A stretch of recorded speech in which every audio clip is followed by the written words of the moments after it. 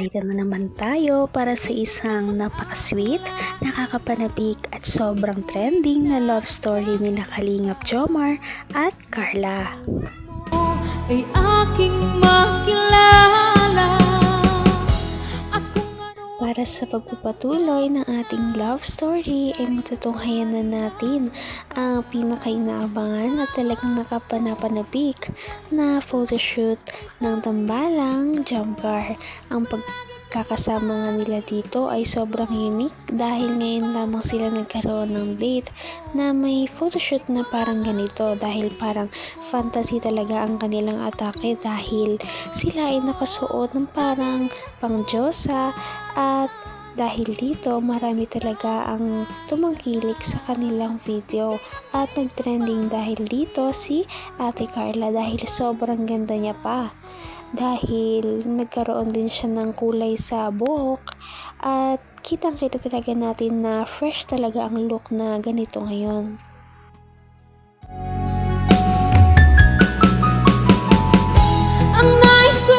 Wala ka nung ball. So, in-expect kasi namin na siyempre andun ka.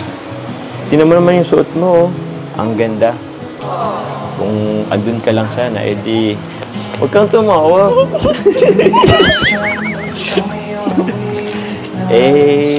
In-expect ko andun sana yung Diyosa ko nung gabing iyon.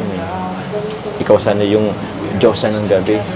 Kaso wala ka eh. Pero hindi pwedeng hindi ko makita yung totoong Diyosa ng buhay ko. Kaya, ito yung surprise ako sa'yo. Thank you po. Hindi naman po kailangan. Pero, kahit papaano po, thank you kasi naranasan ko. Grabe. Gandang-ganda mo talaga. Nahiya yung dagat sa'yo. Sa dami ng perlas sa'yo. Sobrang ganda mo nga eh. Nahiya talaga ako. Parang sa akin kinapos eh. Sa'yo na napunta lahat. Okay lang. Ha? Ang cute parang si Rabay. Oh, tara na Carla. Kasi may photoshoot pa to eh. Sa'yo naman kung naghanda kang ganyan tapos hindi tayo magpapa-picture. Anong tara na?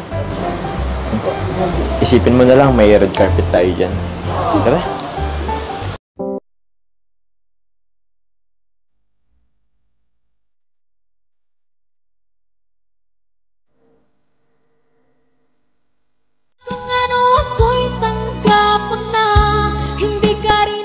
Grabe talaga ang panghihinayang ni Kalingap Jomar dahil hindi niya nakapartner ang isang dalaga na ganito maganda noong Kalingap Paul.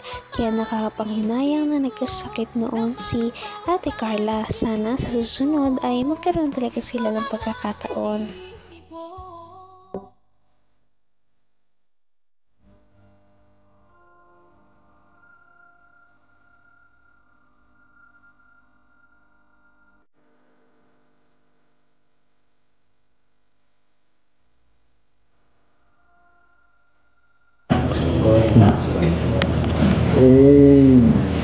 And change outfit.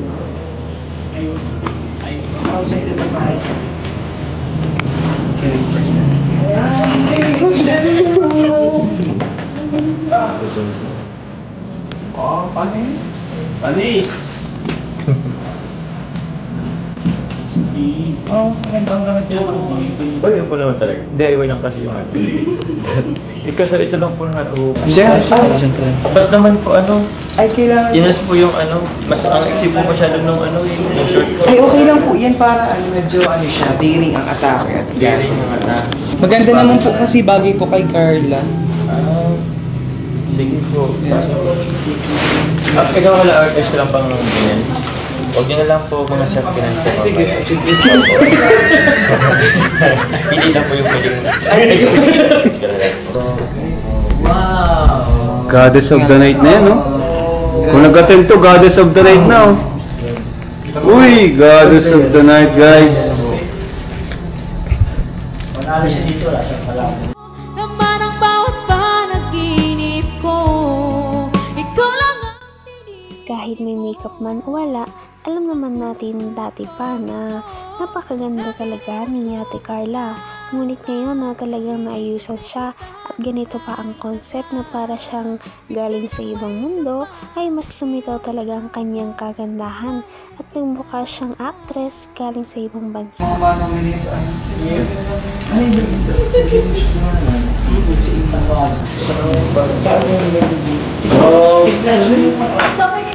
Feeling ko huwag ka magsagad sa kaya mo. Kasi syempre itaw. Hindi na, marami yung cancer. Kasi stretch mo na lang yung pang. Hindi, gawin mo isa. Ito, yan, yun. Pwede mo pa gawin isa ka na lang ako yun. And then sa kabilang to, March. Ito. Galing mo gawa ng posture. Gawin ka Rush ko ba? Lagay lang yun. Lagay nung kay Aya. Alam ko, super maganda yun. Mabagay yun.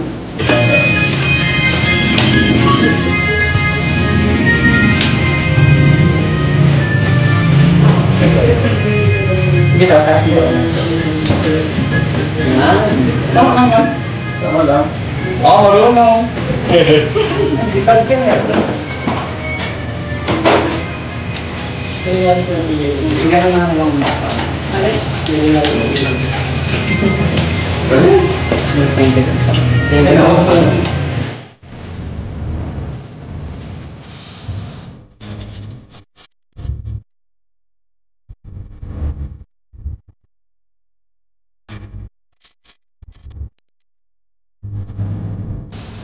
Hanggang wakas ay tayo ng dalawa.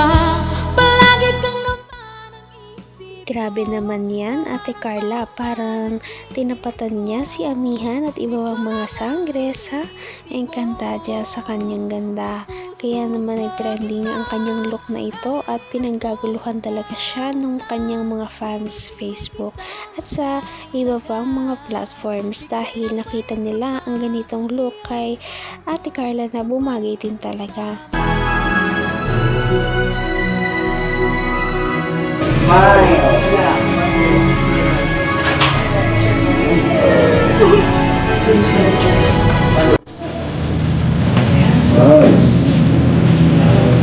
Stick mo na siya.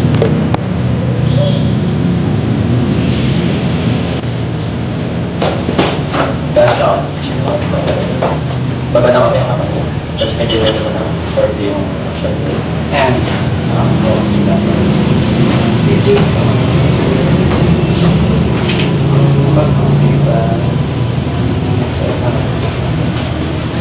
Hindi, taas pa. Pero ba naman yung kamay? Tapos taas pa yung... Sige, tingin ko. Yan.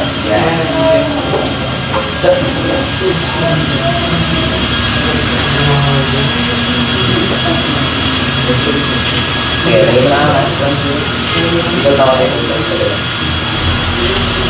Kaya may buwan pa. Ay, sabi.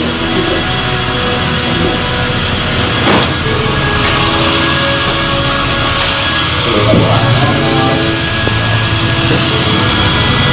Wala pa, unakarang. Wala pa. Dapat. Maganda. Bakit ganyan na? Tapos, nag-draw tayo ng pinisa. Diba? Tapos medyo iba. Sobrang swerte talaga ni Kalingap Jomar kay Ate Carla. Wala ka na talagang iba pang kahanapin. Sweet na, mahinhin, sobrang bait, at mapagmahal sa pamilya, lalong-lalo na sobrang ganda niya pa. Kaya naman panoorin din natin ang next na mangyayari sa kanilang photoshoot dahil marami silang mga sweet poses. Patindi na ng patindi ang mga pangyayari sa kanilang love story. Kaya naman sobrang dami talaga ang kinikilig sa kanilang love story at palaging nag-aabang. Kaya naman sana ay magkatuluyan din ang dalawang ito, si Ate Carla at Kalingap Jomar. Sana din ay patuloy natin silang subaybayan at suportahan para magpatuloy pa ang kanilang love team. Paniguradong hindi lamang ito ang ating aabangan dahil marami pang mga susunod na kilig moments na mangyayari sa kanilang dalawa. Yun lamang at maraming salamat sa pananood. Bye!